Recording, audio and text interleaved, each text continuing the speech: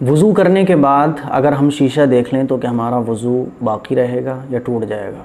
वज़ू करने के बाद नंगे बच्चे पर निगाह पड़ गई, हमारी नज़रों ने गलत देख लिया, टीवी देख ली, कानों में कोई सॉन्ग वगैरह की आवाज़ आ गई, तो क्या इन चीज़ों से वज़ू टूट जाता है?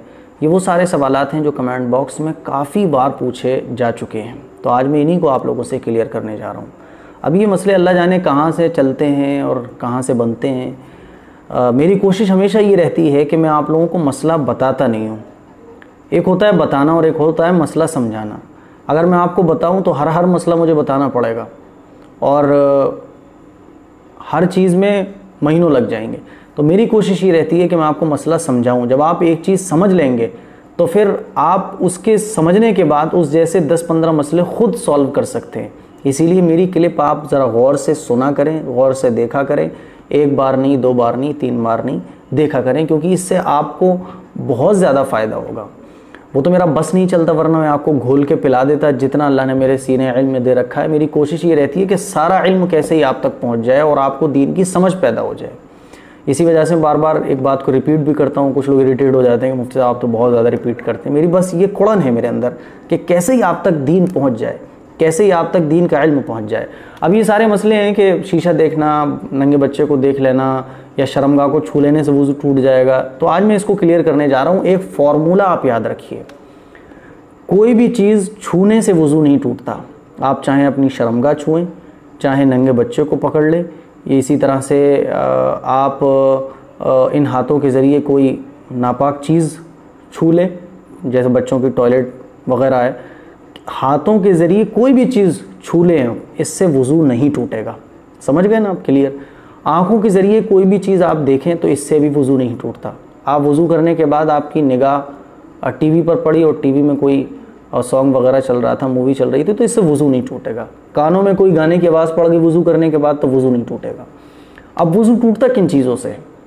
और जब आप ये समझ गए तो वज़ू करने के बाद अगर आप शीशा भी देखेंगे तो वज़ू नहीं टूटेगा। वज़ू टूटेगा किससे? वज़ू करने के बाद पेशाब पखाने की जगह से कोई भी चीज़ निकले, इससे वज़ू टूट जाएगा। नंबर 1।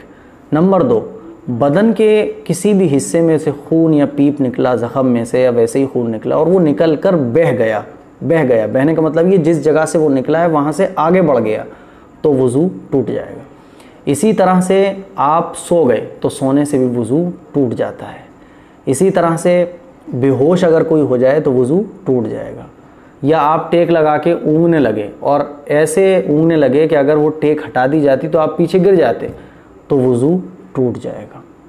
इसके अलावा जितनी भी चीज़ें हैं, जैसे कि हम लोग समझते हैं अगर शर्मगाह को छू लिया, प्राइवेट पार्ट पे हाथ लगा लिया वज़ू की हालत में तो वज़ू टूट गया? नहीं, वज़ू नहीं टूटा। शीशा आपने देख लिया वज़ू करने के बाद, वज़ू नहीं टूटा। नंगे बच्चे को देख लिया, वज़ू नहीं टूटा।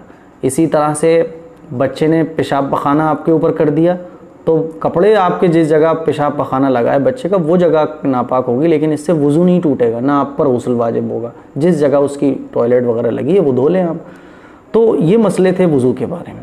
दूसरा मसला जो काफ़ी बार पूछा गया वो ये, क्या अगर कोई सामने शीशा रखा हो, मिरर वगैरह लगा हो, ड्रेसिंग रूम होता है, ड्रेसिंग सेट होता है, तो क्या सामने शीशा अगर है तो मिरर है तो क्या हम नमाज़ पढ़ सकते हैं?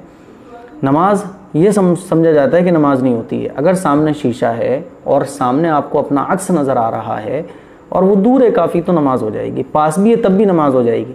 लेकिन बार बार आपका जहन उस शीशे की तरफ जाएगा, अपने अक्स पर जाएगा, तो इससे नमाज मकरूह हो जाती है। लेकिन नमाज में कोई फ़र्क नहीं आता है, नमाज बहरहाल हो जाती है। बाज़ दफ़ा जगह इतनी तंग होती है कि हम अलग से नमाज नहीं पढ़ सकते हैं। तो अगर शीशा हमारे सामने है और अगर हम नमाज़ पढ़ लेते हैं तो नमाज इससे हो जाती है। छोटा शीशा हो या बड़ा पूरा ड्रेसिंग सेट हो, तो हम नमाज अगर पढ़ लें तो नमाज हो जाएगी, नमाज में कोई ख़राबी नहीं आएगी। बस फ़र्क इतना है कि हमारा जहन भटकेगा बार बार। अगर हमारा जहन उधर जाने का अंदेशा है तो इससे नमाज में कराहत आ जाती है, सवाब में कमी आ जाती है, लेकिन नमाज बहरहाल हो जाती है। तो ये 2 मसले हैं जो मैंने आज आपके सामने क्लियर किए। काफ़ी इंपॉर्टेंट मसले, इसको शेयर ज़रूर करें और मैं उम्मीद करता हूँ कि आप समझ गए होंगे। दुआओं की दरख्वास्त है। अस्सलामु अलैकुम वरहमतुल्लाहि वबरकातुहू।